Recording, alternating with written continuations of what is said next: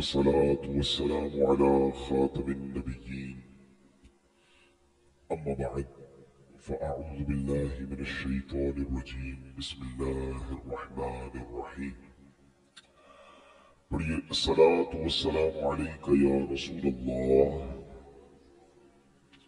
وعلى آلك وأصحابك يا حبيب الله. الصلاة والسلام عليك يا نبي الله وعلى آلك وأصحابك يا نور الله.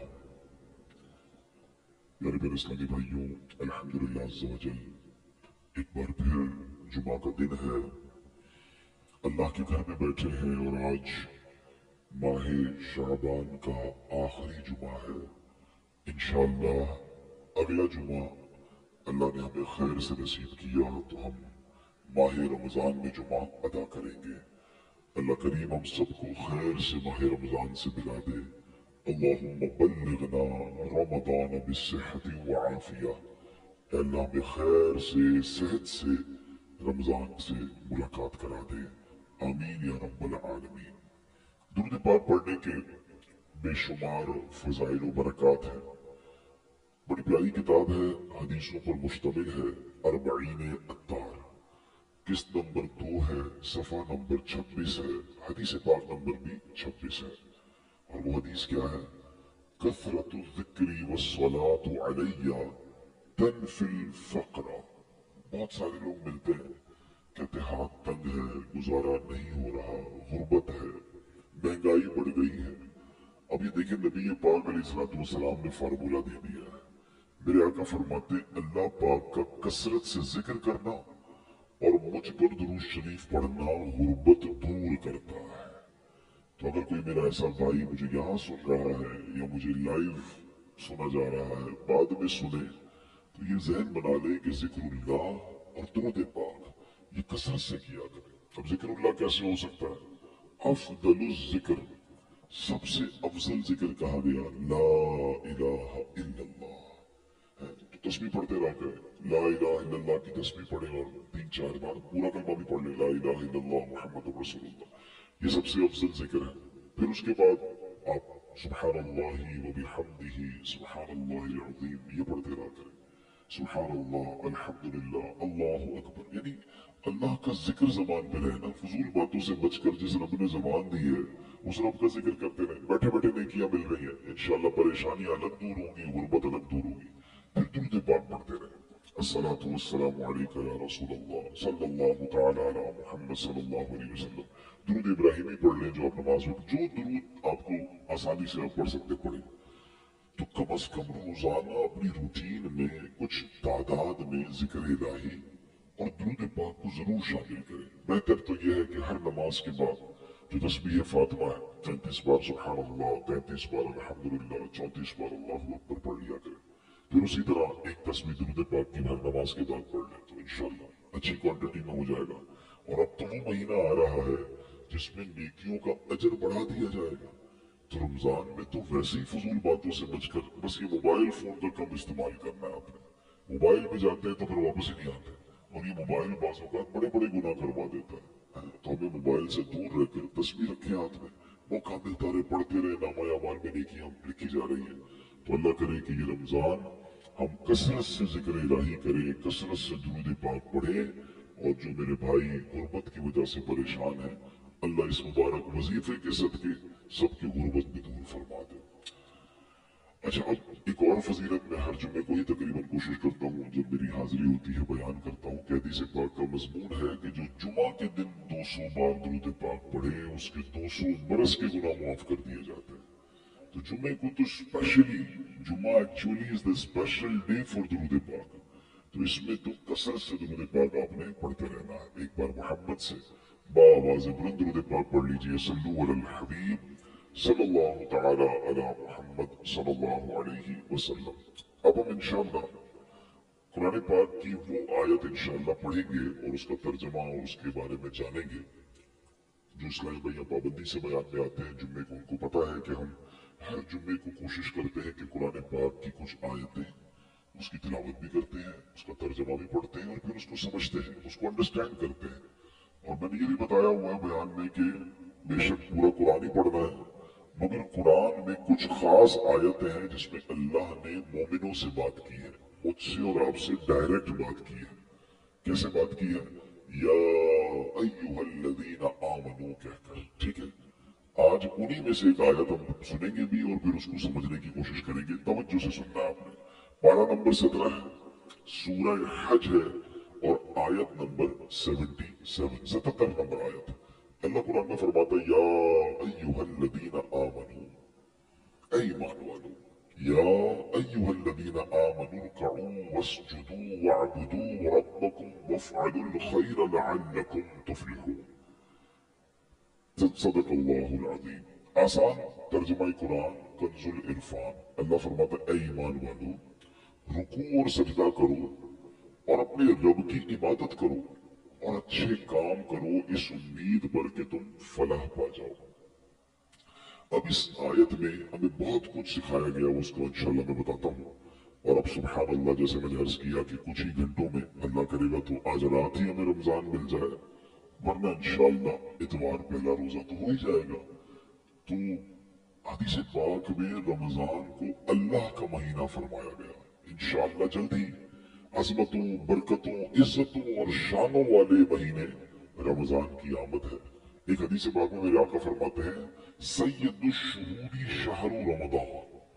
मेरे आका फरमाते हैं माह रमजान महीनों का सरदार है, यानी सारे महीनों का जो सरदार है वो माह रमजान है। पूरे कुरान में एक ही महीने का जिक्र है, वो महीना कौन सा है? वो रमजान का महीना है।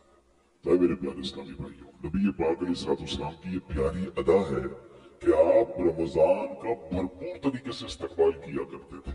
आप अलैहिस्सलाम की आदत करीमा थी कि रजब शरीफ से ही माह रमजान तक पहुंचने की दुआ फरमाना शुरू कर देते। अल्लाहुम्मा बारिक लना फी रजबिन व शअबाना व बल्लिगना रमजान। रजब से रमजान के लिए दुआएं हो रही होती थी कि रजब भी बरकत दे, शाबान में बरकत दे, रमजान से मिला दे। कैसा शौक है सरकार दो आलम अलैहिस्सलाम को। तो फिर हमें भी रमजान का शौक होना चाहिए, उसके इस्तकबाल का ज़हन होना चाहिए। नबी पाक अलैहिस्सलाम माह रमजान के पड़ोसी है ना, जुमला बड़ा प्यारा। माह रमजान का पड़ोसी कौन है? माह शाबान, ये जो आज आखिरी दिन, ये सेकंड लास्ट डे है ना, ये रमजान का पड़ोसी है ना। तो फरमाया माह शाबान की कदर फरमाते और माह शाबान में कसरत से नफल रोजे रखा करते। रमजान आने से पहले ही इस्तकबालिया खुतबा देते जिसमें माह रमजान के फजाइल और बरकतें बयान फरमाते। जब माह रमजान का चांद नजर आ जाता तो चांद देखने की खास दुआ पढ़ते और आमदे रमजान की खुशखबरियां दिया करते थे। माह रमजान जहां में फिर आया, मगफिरत का पयाम है लाया, रहमत हक का हो गया साया, लहजा लहजा नुज़ूल रहमत है। अल्लाह पाक हमें माह रमजान की खूब खूब बरकतें नसीब फरमाए। ये वो महीना है जिसमें लाखों गुनाहगारों की बख्शिश कर दी जाती है। हजरत उबादा बिन सामित रदी अल्लाह तआला से रिवायत है कि एक मरतबा रमजान की आमद थी। नबी पाक अलैहिस्सलाम ने फरमाया तुम्हारे पास माह रमजान आ गया, ये बरकतों वाला महीना है। इस माह मुबारक में अल्लाह पाक की रहमतें तुम्हें ढांप लेती हैं। इस माह मुबारक में गुनाह मिटा दिए जाते हैं। इस मुकद्दस महीने में दुआएं कबूल की जाती हैं। बेशक बदबख्त है वो शख्स जो इस महीने में भी रहमत इलाही से महरूम रह जाए। गौर कीजिए कितना बदबख्त है कि इस महीने में जब सब बख्शे जा रहे हैं, इस महीने में वो रहमत इलाही से अगर महरूम रह गया तो फरमाया वो बदबख्त है। ऐ मेरे प्यारे इस्लामी भाइयों, अल्लाह पाक हमें महरूमियों से बचाए। हम माह रमजान अल्लाह की रहमत से ऐसा करम हो जाए कि कामयाबी के साथ गुजारे, इबादत में गुजारे और मगफिरत हासिल करने में कामयाब हो जाए। अब आते हैं इस आयत की तरफ जो हमने आयत तिलावत की। 17वां पारा है, सूरह हज है और 177 आयत नंबर है। 3 निकाती फार्मूला अल्लाह ने दिया है और उस फार्मूले में इनाम भी बता दिया है कि जो 3 स्टेप्स को फॉलो कर लेगा उसे क्या मिलेगा? वो फलाह पा जाएगा, सारी जिंदगी कामयाबी से गुजारेगा, आखिरत में भी उसे इनाम मिल जाएगा। यही तो चाहिए ना कि जिंदगी बेस्ट गुजरे और आखिरत में भी महरूम ना हो। इधर भी अल्लाह सुकून दे, उधर भी सुकून दे। कुछ लोग सिर्फ यही के सुकून, यही के मजे, यही की राहत के लिए जीते हैं। बस यार इधर मौज हो जाए, दुनिया में मजे हों। मैं सवाल करता हूँ आपसे, किसी शख्स के दुनिया में मजे हैं, बड़ा अच्छा घर भी है, तो गाड़ियां भी हैं, तो पैसे भी हैं, तो जो भी है, जिस कब्र में मर के जाना वो कीड़े इंतजार कर रहे हैं, वो सांप इंतजार कर रहे हैं। बताओ ये जिंदगी अच्छी है? और उसके बाद कयामत और आखिरत का अजाब इंतजार कर रहे हैं। क्या करना है इस दुनिया के मजे में? कितना टाइम रहोगे इस दुनिया में? कोई है जो 500, 700, 800 साल रहता हो? और अब तो हमारी एवरेज लाइफ मुश्किल से 60, 70 साल, वो भी जी लिया तो जी लिया, इससे पहले ही चले जाते लोग। तो ऐसी 50, 60, 70 साल के मजे के लिए कयामत तक के लिए कब्र में अजाब भुगत लूं, और फिर अल्लाह ना करे कयामत के दिन भी शर्मिंदगी हो, वहां अलग तकलीफ नहीं। हमेशा प्लानिंग ये होनी चाहिए, दुनिया में भी सुकून हो, इधर भी लाइफ अच्छी गुजरे, अल्लाह उधर भी लाइफ अच्छी हो, और उसकी ज्यादा फिक्र होनी चाहिए। अक्लमंद कौन होता है? जिधर ज्यादा रहना है उधर की ज्यादा तैयारी। लॉजिक भी यही है ना। आप में से कुछ ऐसे हैं जो कराची के रहने वाले नहीं हैं, और कराची आए हुए होंगे कामकाज के लिए, तो आप फिक्र कहाँ की करते हैं? अपने गाँव में घर अच्छा बन जाए, उधर जरा अच्छा सुकून के साथ रहूं, थोड़ा टाइम यहाँ आया हूं मैं चला जाऊंगा, ऐसे ही है ना। बिल्कुल यही जहन बनाओ। हम दुनिया में मेहमान बनकर आए हैं, 50, 60, 70 साल का एग्जाम देने आए हैं। असल जिंदगी वो है। काश ये बात हमें समझ आ जाए ना, तो फिर दुनिया की रंगीनी के लिए हराम नहीं करेगा बंदा, फिर दुनिया में सुकून पाने के लिए किसी पर ज्यादती नहीं करेगा, फिर क्योंकि उसको ये पता है अगर थोड़ी तकलीफ भी है तो इंशाल्लाह इसके बाद बड़ी राहत आने वाली है। और अल्लाह पाक ने जो ये कुरान की जो मैं आयत पढ़ने जा रहा हूँ ना, ये अमल कोई कर लेना, दुनिया में भी सुकून, आखिरत में भी सुकून, इधर भी मजे इंशाल्लाह उधर भी मजे। अब 3 निकाती फार्मूला है, प्रॉपरली तवज्जो से सुनिए। अल्लाह कुरान में फरमाता है, ऐ ईमान वालों, देखो बात मुझसे और आपसे हो रही है, बेईमान से तो नहीं हो रही ना। जब मुझसे और आपसे अल्लाह बात कर रहा है तो बी कॉन्शियस, तवज्जो से सुनेगा। और हम पढ़ते ही नहीं है कि अल्लाह ने कुरान में मुझसे और आपसे क्या बात की है। 89 टाइम्स अल्लाह ने बात की है कुरान में, 89 आयतें हैं। कम अज कम इस रमजान में तो ऐसा कर लो कि ये सारी आयतें पढ़ लें। मैंने पहले भी मशवरा दिया है, दोबारा देता हूँ।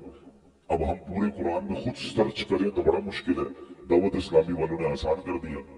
या अय्युहल्लज़ीना आमनू वाली सारी आयतें जमा करके किताब जारी कर दी है। उस किताब का नाम क्या है? ए ईमान वालों। अच्छा, वो किताब आप कहाँ से ले सकते हैं?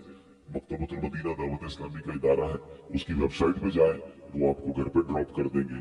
आपको लगता है यार किताब खरीदने में पैसे खर्च होंगे, हमें पैसे नहीं कमाने, हमने दावत इस्लामी .net पर ये किताब फ्री डाउनलोड के लिए रख दी है। डाउनलोड कीजिए, पढ़ लीजिए, पढ़े तो सही कि अल्लाह ने फरमाया क्या है।